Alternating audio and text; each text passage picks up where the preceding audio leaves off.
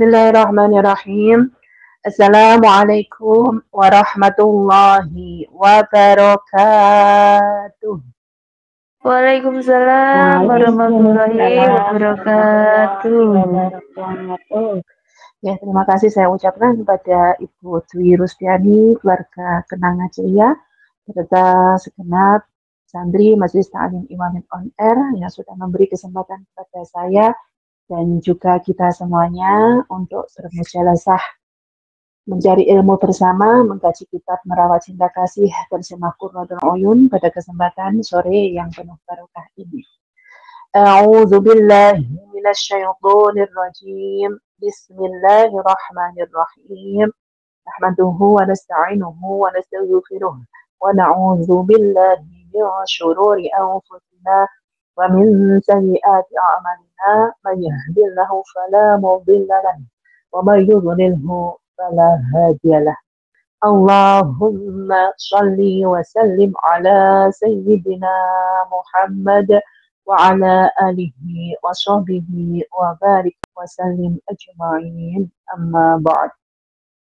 Hadratul kiram, para alimul ulama, segenap dewan asatidz wa ustazat, segenap bapak ibu pendiri pembimbing Majelis Ta'lim Iwamin On Air, nafa'anallahu bihim wa bi'ulumihim fid dharain. Amin.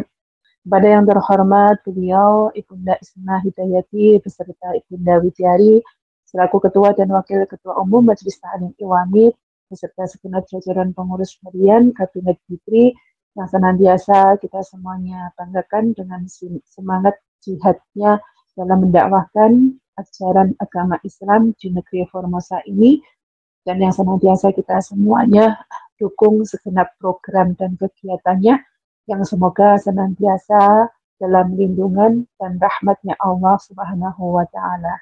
Amin. Dan tak lupa kepada seluruh sahabat-sahabatku semuanya dari kelompok belajar Mawar Wangi hingga Tulik Mania, rahimakumullah. Hamdan wa syukranillah, puji syukur kehadirat Allah Ta'ala yang mana di penghujung bulan Agustus hari ini, 1 Agustus 2025 Masehi, bertepatan tanggal 7 Safar 1447 Hijriah, Allah masih memberi kesempatan kepada kita semuanya untuk bermujalasah, untuk bermuwajahah atau bertemu suara kita di aula Majelis Ta'lim Iwamin On Air tercinta kita semuanya dalam keadaan sehat walafiat zahiran wa batinan insya Allah. Oleh karena itu, tidak henti-hentinya kita semua yang memuji syukur kehadiratnya biqaulina alhamdulillahi rabbil alamin. Allahumma shalli wa sallim wa barik alaihi wa ala alihi wa ashabihi.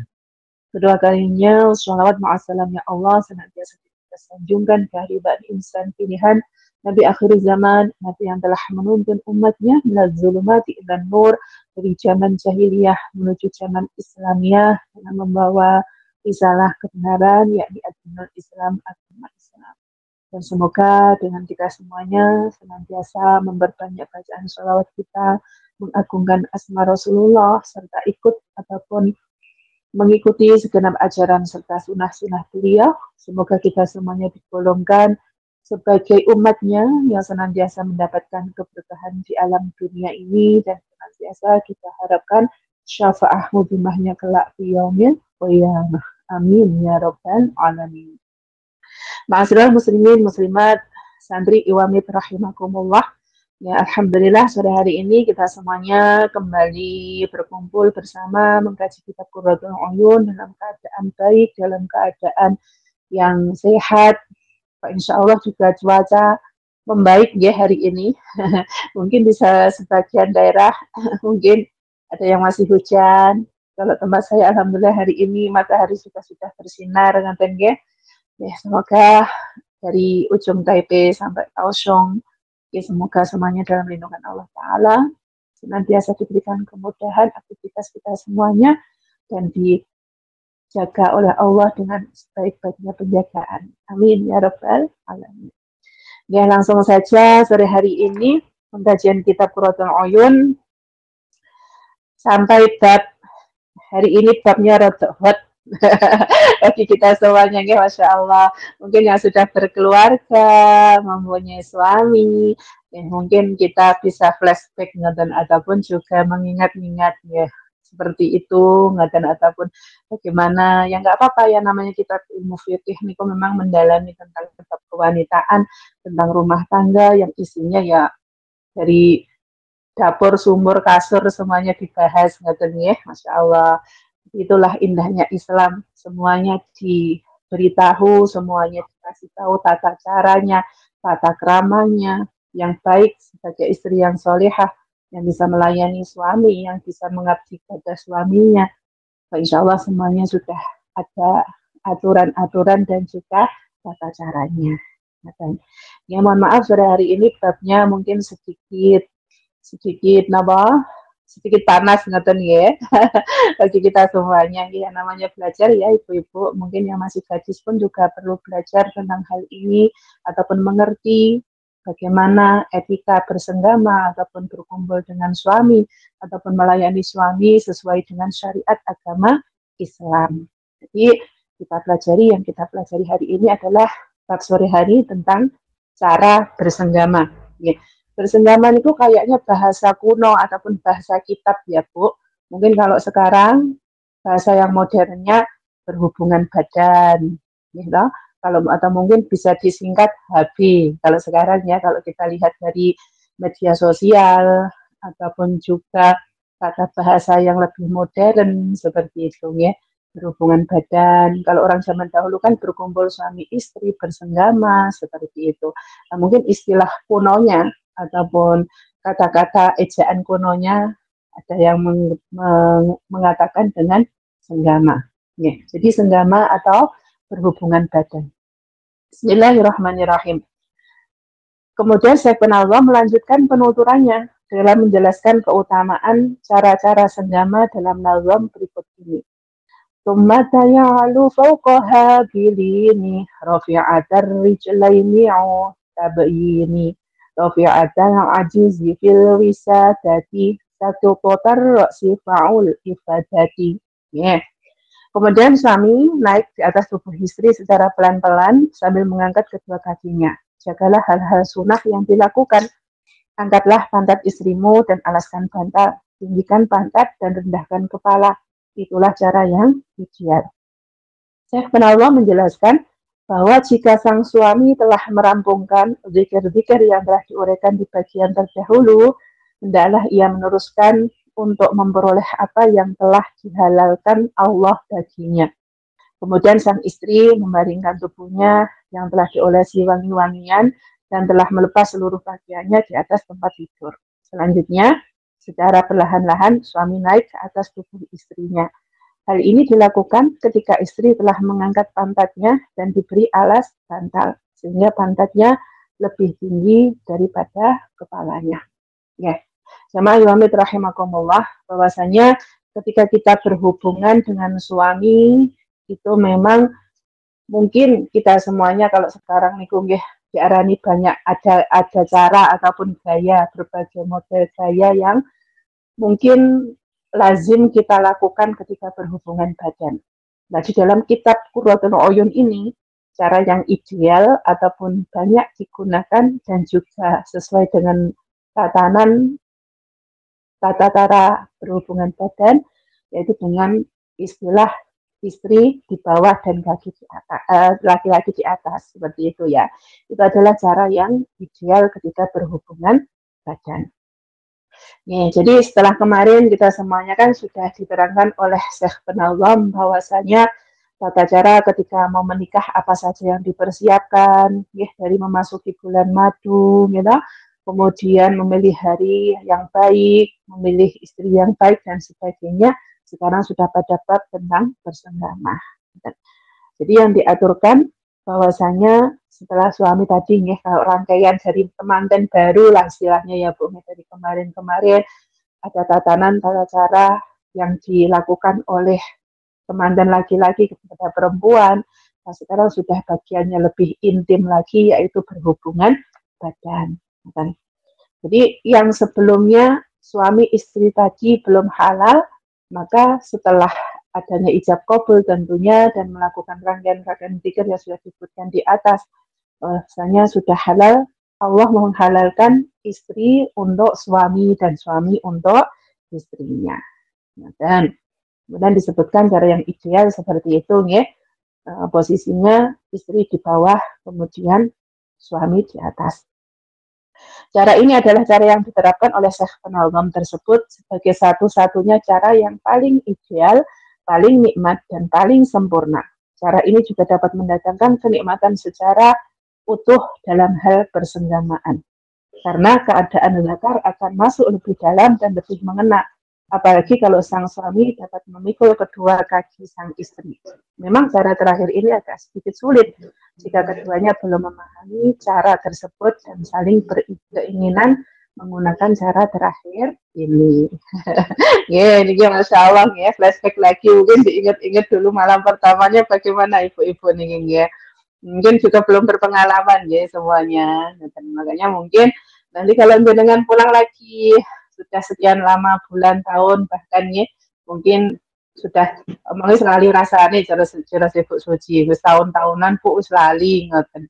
Nah, mungkin kita kembali mengingat lagi, ya, mungkin kita juga memahami ngoten niku mau secara alami mawon sudah bisa sendiri ngoten, ya.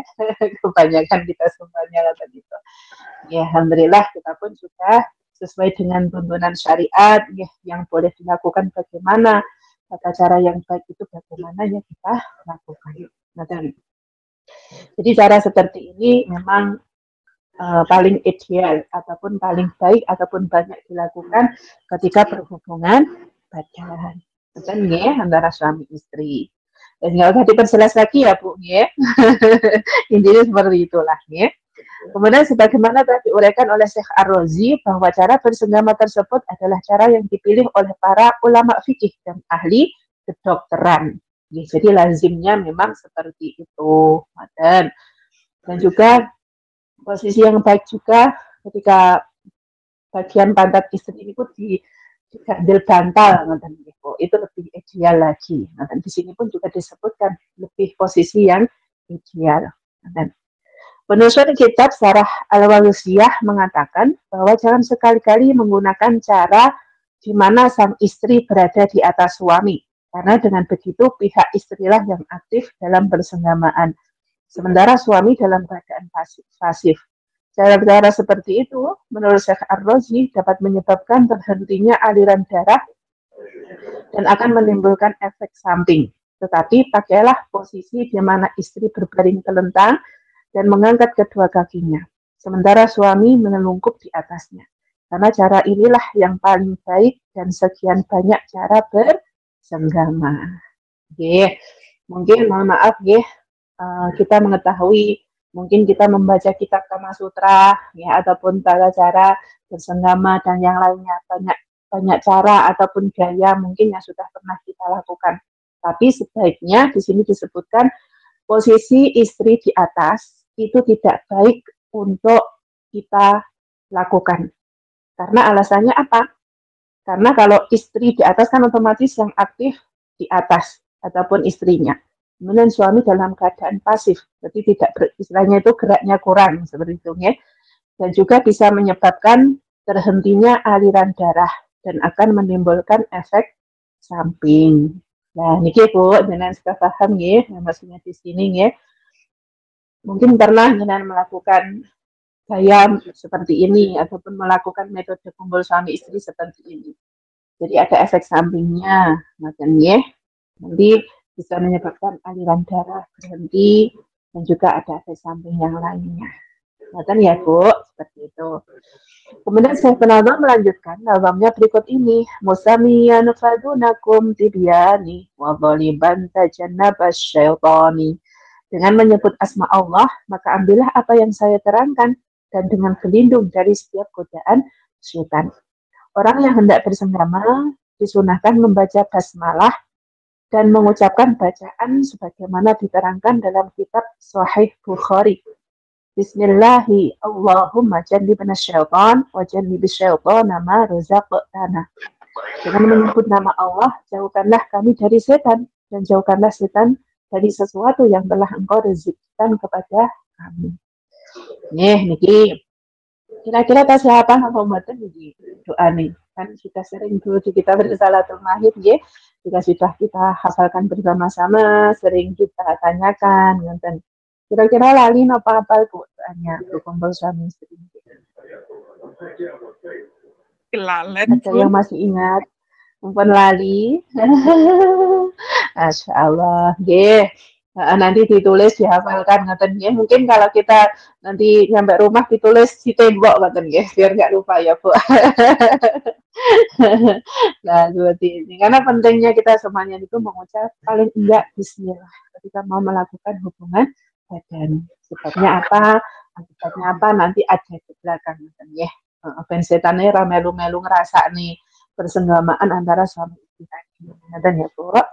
Dan jadi kita semuanya disunahkan untuk menyebut asma Allah. Kemudian kita mengambil hikmahnya bahwasanya kita semuanya itu meminta perlindungan kepada Allah dari godaan setan. Makanya di sini disebutkan doanya. Bismillah kelawan nyebut asmane Allah, Allahumma Gusti Allah, janibna mugi-mugi ngedohaken panjenengan ing kita sedaya saking sinten saking asyatona ing setan. Wajanibi lan mugi-mugi nebihaken panjenengan asyaitona ing setan maruzak tanah ma saking barang rozak tanah kang sampun jenengan paring rezeki dumateng kita sedaya.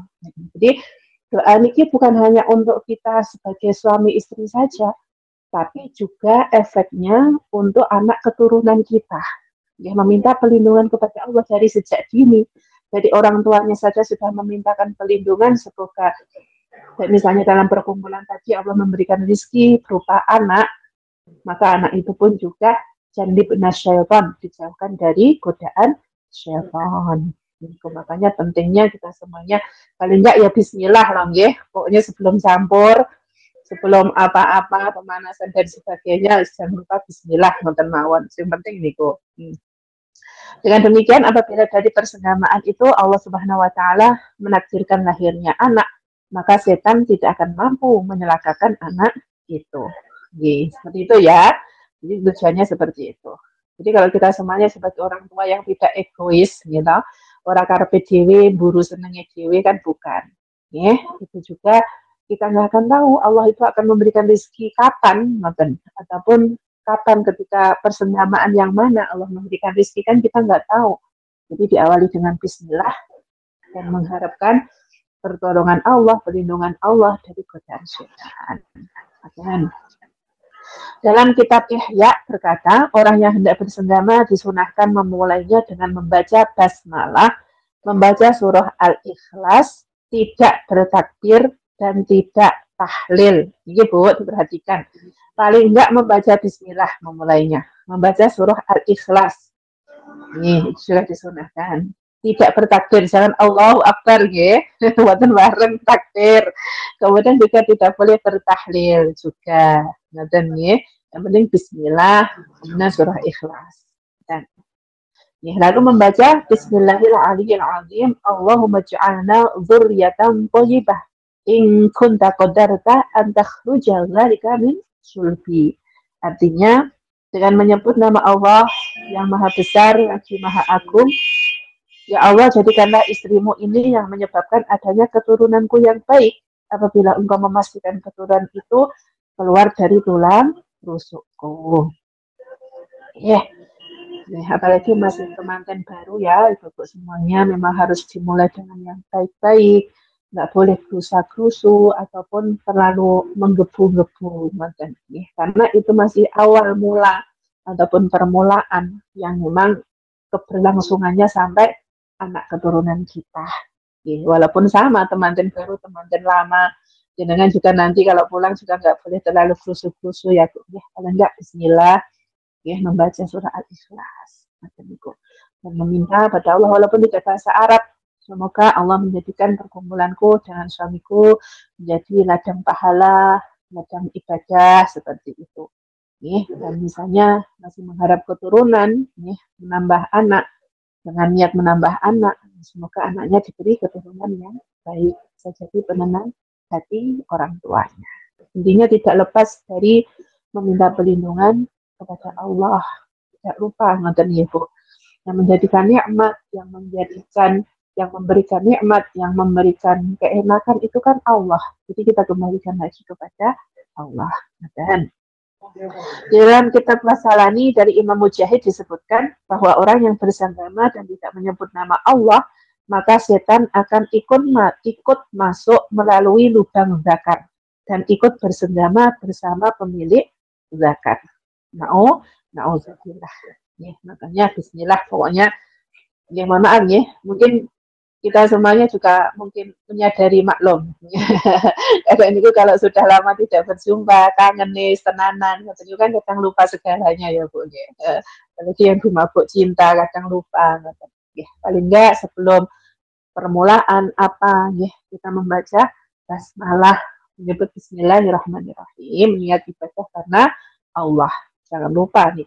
Ya, karena kalau kita dari awal saja hanya karena nafsu saja, karena kita ngomongnya cuma enak-enak saja, tanpa diawali bismillah, maka setan pun akan ikut bersenggama dalam persenggamaan tersebut. Jadi na'udzubillah, jangan sampai. Ya. Di dalam kitab Ruhul Bayan dari Ja'far bin Muhammad disebutkan bahwa setan duduk di atas zakar seorang laki-laki atau suami. Apabila dia tidak membaca basmalah dan langsung bersenggama bersama istrinya, maka setan akan mengeluarkan maninya di dalam farji sang istri yang disenggamai suami. Sebagaimana suami melepas air spermanya. Alhamdulillah kita ya. Jadi kalau kita tambah bismillah, di dalam kitab Ruhul Bayan itu disebutkan setan itu duduk di atas zakar suami ataupun di atas kemaluan suami ya. Semuanya. Jadi kalau kita tanpa mengucapkan lafaz basmalah, maka setan itu ikut mendahului kita sebagai istrinya. Dan kemudian ketika suami hajatnya sudah selesai ataupun ketika mengeluarkan mani, maka setan itu pun ikut masuk bersama mani suami. Maka seperti itu ya. Pokoknya misalnya saling mengingatkan ya, mungkin suami lupa, istri lupa, tidak berdoa, paling enggak sebelum aktivitas hubungan badan, ayo mas bismillah dulu, ayo berdoa dulu dengan pimpin dan sebagainya. Jadi saling mengingatkan antara suami istri.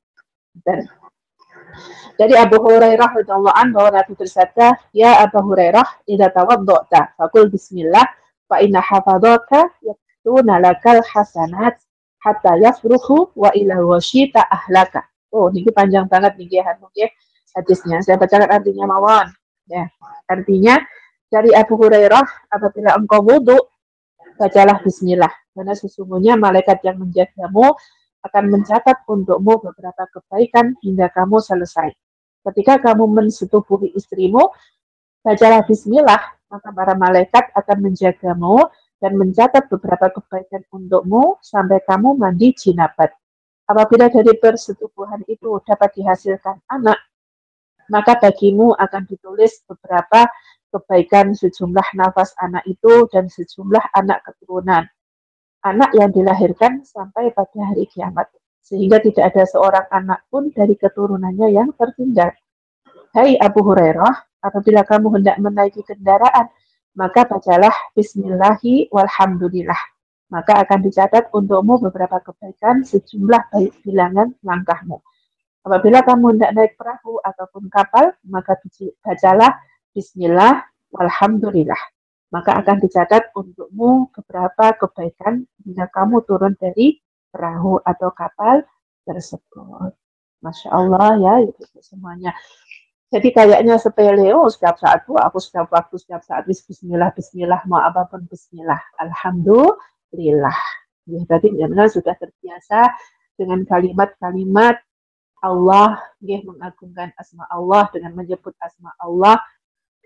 Secara tidak langsung, mungkin jenengan juga tidak paham misalnya, misalnya mau masak bismillah, mau ngepel bismillah, mau pergi dorong kakek neneknya ke taman bismillah. Mungkin tanpa kita sadari, ternyata kita pun sudah melakukan ataupun sudah berikhtiar dengan awalan yang baik.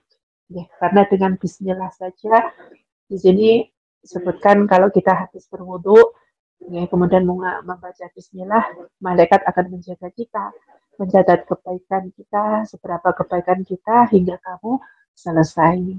Ya, tanpa kita sadari, Masya Allah ya Bu. Ya. Pun alhamdulillah, pokoknya dibiasakan bismillah, bismillah. Mungkin yang mohon maaf, kadang niku mulut kita latah, ya. Kadang niku kaget sedikit mengucapkan apa, kalimat ataupun kata-kata apa. Mulai sekarang monggo dibiasakan. Ya, bismillah. Masya Allah. Alhamdulillah. Ngoten nggih. Jadi terkejutnya Ibu, terkejut mengucapkan asmanya Allah. Ngoten ya, Bu.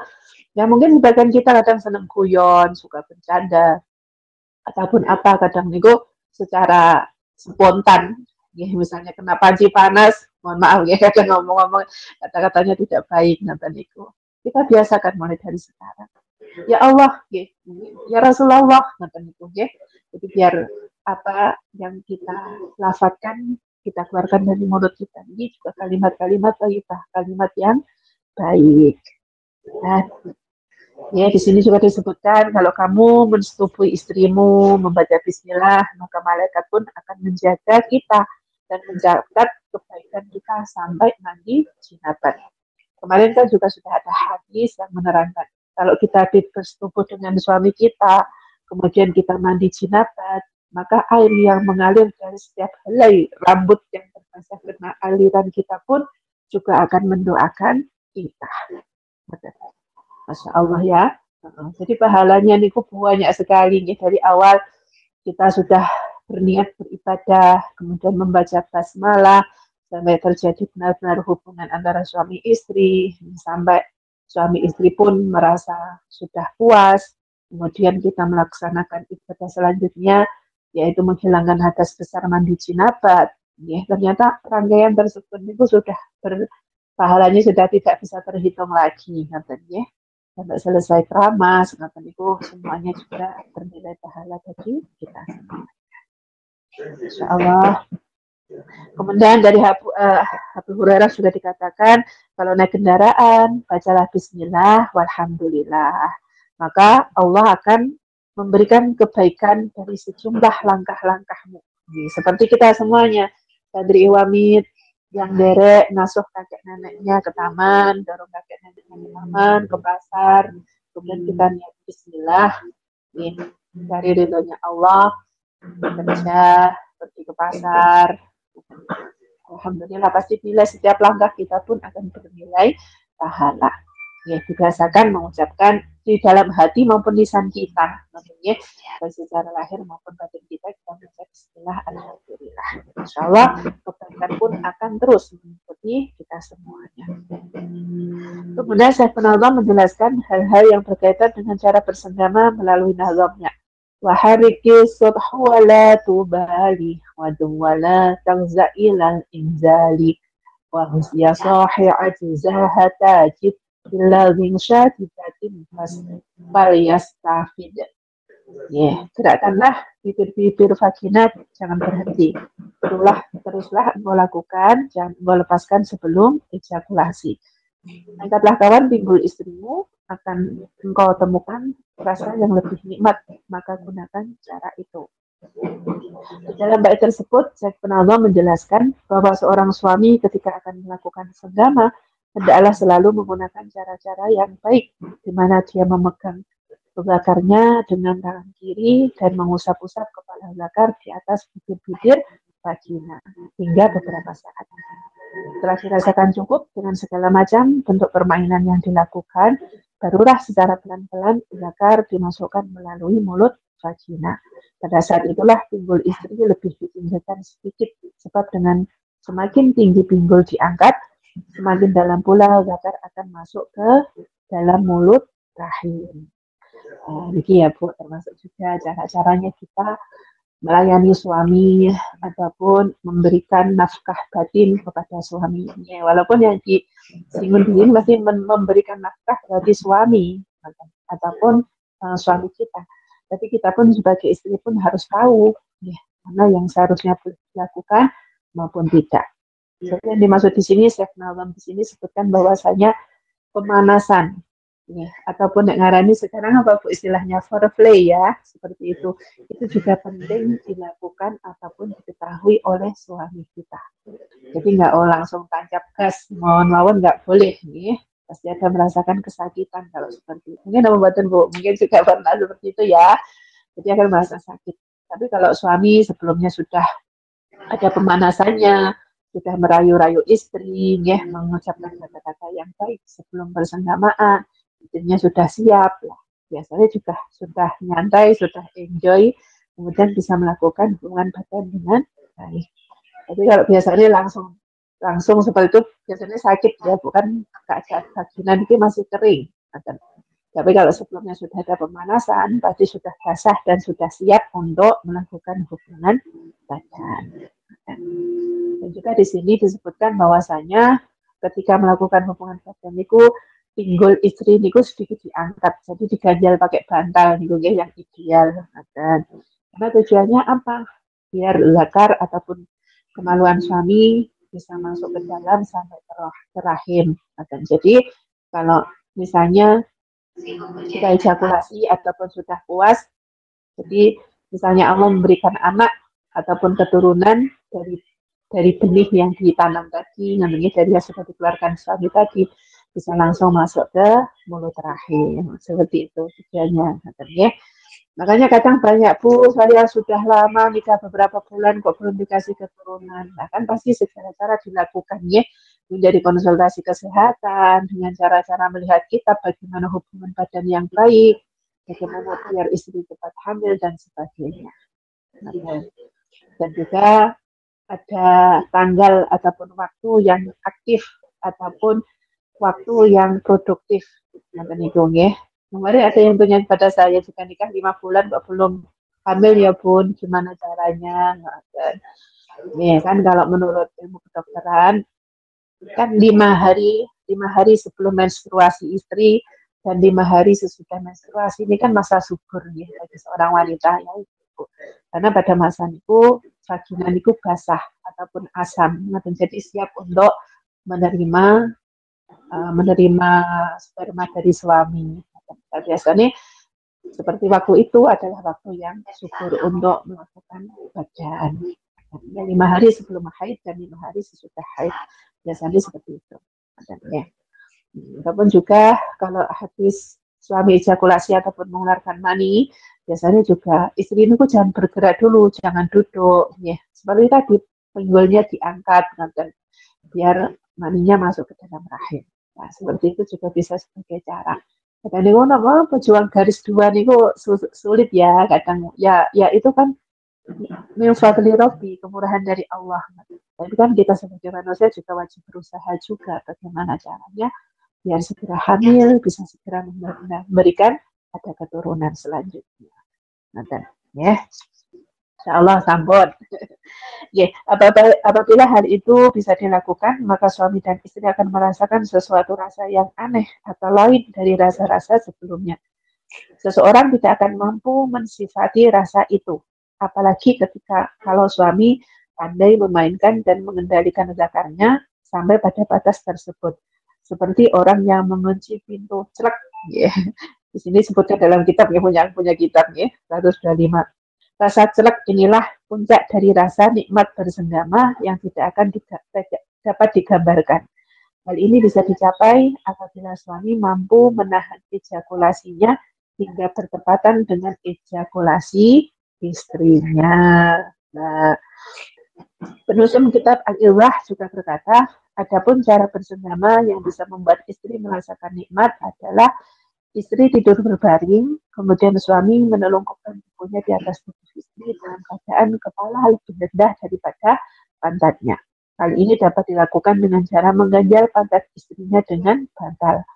Kemudian suami memegang belakangnya dengan tangan kiri seraya mengusap-usap ke bibir vagina istri. Hal ini terus dilakukan sampai beberapa saat, hingga kemudian akan keluar sperma. Dalam keadaan seperti ini, kemudian suami memasukkan tangannya ke bawah pantat istri dan mengangkatnya agar lebih ke atas.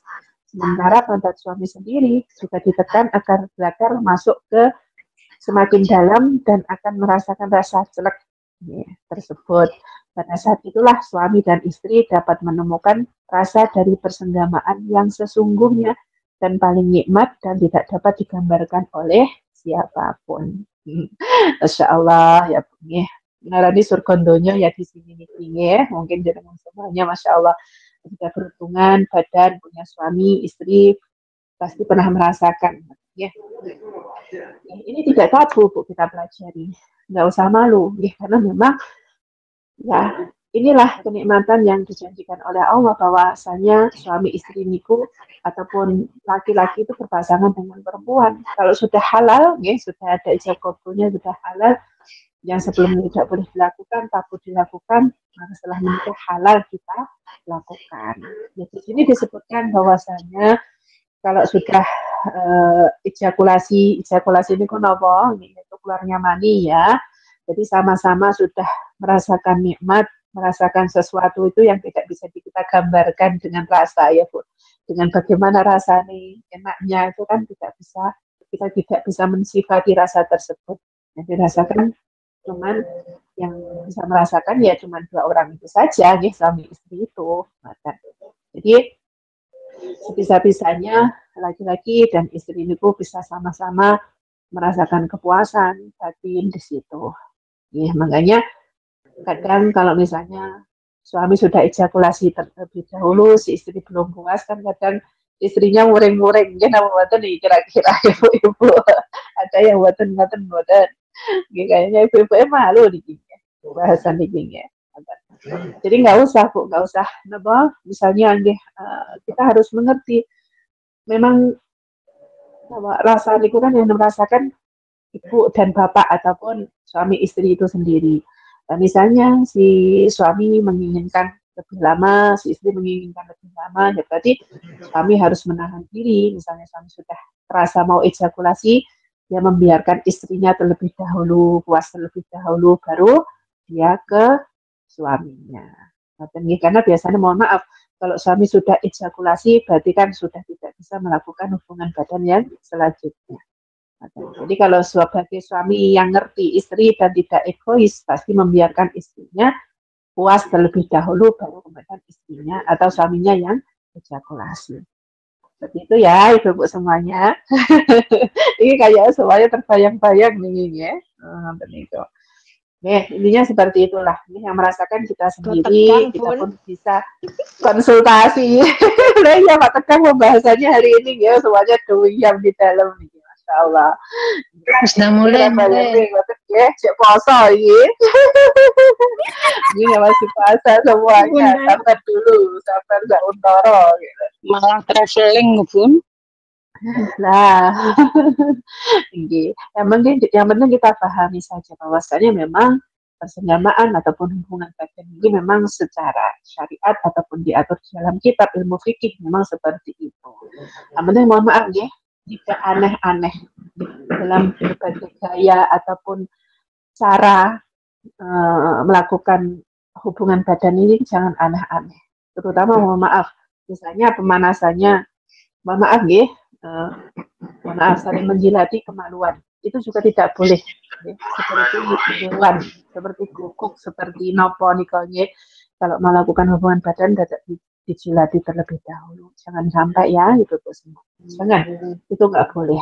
Dan masih banyak cara-cara yang diperbolehkan untuk merangsang istri maupun suami yang dibolehkan secara syariat. Mungkin mawon nek kadung karo sing disayang dicinta ngoten dipegang mawon tegangan tinggi ya nggih napa mboten Bu. Kita pun sudah ser-ser kok ya. Balik jangan sampai sih sebegitunya ngoten melakukan pegangan sampai seperti itu. Enggak boleh. Dan ya sampun barakallah. Nih.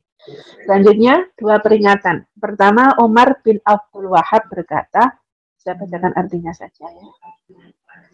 Orang yang melakukan senjama bersama istrinya yang masih perawan sebaiknya tidak sampai melepas ataupun mencabul zakar dari vaginanya, sebagaimana yang dilakukan sebagian orang-orang tolol atau bodoh.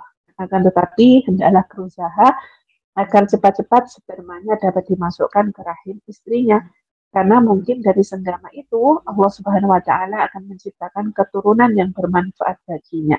Dan mungkin yang dilakukan itu adalah yang terakhir baginya dan istrinya. Karena manusia tidak akan tahu kapan kematian akan merenggutnya. Nah, ini Allah. Nah, ya misalnya masih teman dan baru, kan kadang memang sebelumnya mungkin kita sudah punya omongan menunda misalnya nih, menunda punya anak terlebih dahulu, mungkin masih bekerja ataupun bagaimana. Kan kadang itu sudah dibicarakan sebelum pernikahan. Kadang ada ya, kadang untuk menunda pernikahan karena alasan belum siap, menunda punya anak karena belum siap, karena masih pengen bulan madu, pengen berduaan dulu. Kadang memang ada yang seperti itu. Tapi di dalam kitab ini disebutkan bahwasanya apalagi masih gadis, masih perawan, jangan sampai istilahnya itu sampai spermanya niku dikeluarkan di luar ataupun dibuang, jangan. Karena kita nggak akan tahu, siapa tahu ketika perkumpulan pertama tadi Allah memberikan rezeki keturunan, dan siapa tahu bahwasanya perkumpulan itu adalah perkumpulan yang terakhir. Rada juga rada seru ya. Nah, dan makanya seperti itu ya, nikmatnya Allah Subhanahu wa taala kepada kita semuanya itu kan ketika saat ini kita mendapatkan nikmat, alhamdulillah kita syukuri saat ini, nggak usah nunggu besok-besok dan lagi bersyukurnya.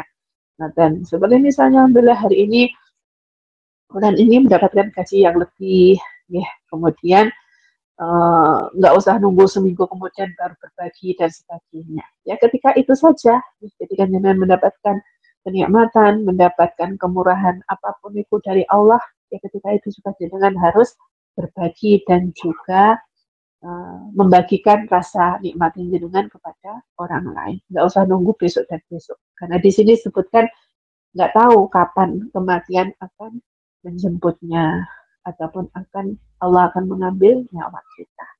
Jadi untuk kebaikan-kebaikan jangan ditunda-tunda. Kalau untuk perbuatan keburukan bolehlah besok nggak apa-apa. Tapi kalau untuk kebaikan jangan ditunda-tunda. Karena umur itu tidak akan ada yang tahu. Sama halnya seperti ini. Ketika berhubungan badan, niatnya Billahi ta'ala, misalnya dikasih rezeki anak, ya alhamdulillah. Seandainya belum, ya sudah. Yang penting kita sudah ikhtiar ataupun berusaha. Yang kedua, peringatan yang pertama seperti itu. Yang kedua, seyogyanya istri berusaha agar dapat menjepitkan vaginanya atas dasar suaminya ketika ejakulasi berlangsung, karena hal ini bisa memberikan kenikmatan yang luar biasa bagi suaminya. Nah, ini juga rasanya ketika suami sudah ejakulasi, istri pun juga menerima ataupun juga menerima maninya suami kita. Biar suami pun juga puas dengan pelayanan kita dan kita pun juga puas bisa melayani suami kita. Dan mohon maaf kan ini tidak berlaku misalnya suami mengeluarkan zakarnya kemudian dikeluarkan di luar, kan nggak sama ya. Mungkin dengan mohon maaf ya Bu, ibu-ibu semuanya mungkin yang sudah berkeluarga paham. Biasanya suami itu lebih puas kalau dikeluarkan di dalam. Ya mungkin karena suatu saat karena ada mungkin pakai KB belum boleh sama bebedan untuk berhubungan, kemudian suaminya sudah menginginkan sehingga harus terpaksa dikeluarkan di luar, itulah itu kan sebagai solusi. Tapi kalau memang tidak ada hal yang menjadi penyebab, ya sebaiknya ejakulasi tetap dikeluarkan di dalam rahim istrinya. Walaupun ya ini tidak bisa dipungkiri, ya dokter pun juga mengatakan bahwasanya mani suami bisa menyebabkan kegendutan, ya tahu kalau kita pasang KB, ya, dan 3 bulan sekali, sebulan sekali suntik dan sebagainya itu bisa menyebabkan kita gendut dan sebagainya. Nah ini menjadikan mitos nomor mboten nggak tahu ya. Kembali lagi wallahu a'lam ngerti kita semuanya itu seperti itu. Wanita itu banyak berkorbannya ya itu semuanya. Nonton ya itulah ya sudah takdirnya kita sebagai wanita, sebagai istri yang baik yang harus melayani suami apapun dan keadaannya bagaimanapun harus kita layani. Dan Masya Allah, nggak usah tegang-tegang ya Bu. Saya Penalgam menunturkan lewat nalgomnya, tajhar bi qawlihi ta'ala musyalla alhamdulillahi fi dzatil furqani ila qadiran tunakum tibyani. Dan janganlah engkau merasa keraskan firman Allah itu dengan sengaja. Alhamdulillah yang berasal dari kitab Al-Quran sampai qadiran, maka ambillah keterangan ini. Ya. Ketika telah mencapai orgasme dan mengalami ejakulasi, suami disunahkan membaca Alhamdulillahilladzi khalaqa minal ma'i basyaran faja'alahu nasaban wa syihran wa kana rabbuka qadiran.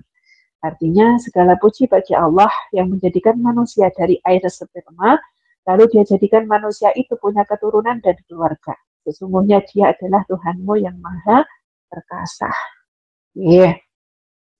Alhamdulillah, ya. Allah sudah menjadikan kenikmatan, memberikan kenikmatan, punya istri yang bisa dijadikan pemuas nafsunya, ya toh. Kalau belum punya istri dulu, mungkin masih ditahan dan sebagainya. Kalau sudah punya istri, bisa melampiaskan dengan istri. Itu kan juga karunia dari Allah. Karena adanya pernikahan, adanya ijab qabul, sehingga yang dulunya haram menjadi halal, yang sebelumnya belum boleh menjadi boleh. Itu juga kuasanya Allah Subhanahu wa Ta'ala. Oleh karena itu, kita semuanya harus bersyukur, alhamdulillah segala puji bagi Allah menjadikan manusia yang asalnya dari air hina, air sperma, lalu dia jadikan manusia yang punya keturunan dan keluarga. Nih, kadang mohon maaf nih, kadang nek guyonan ngoten niku ya. Dan kan mungkin jenengan juga ada ya tetangga ngoten nggih, itu kan air sperma hina hina ngoten. Tapi kok jadi anak, misalnya anaknya ganteng, anaknya cantik, Masya Allah nih, itu karunia Allah loh Bu nih. Kita nggak bisa request minta kepada Allah diberikan, oh anaknya minta yang mancung hidungnya, minta yang seksi dan sebagainya, kan nggak bisa. Itu kan karunia dari Allah.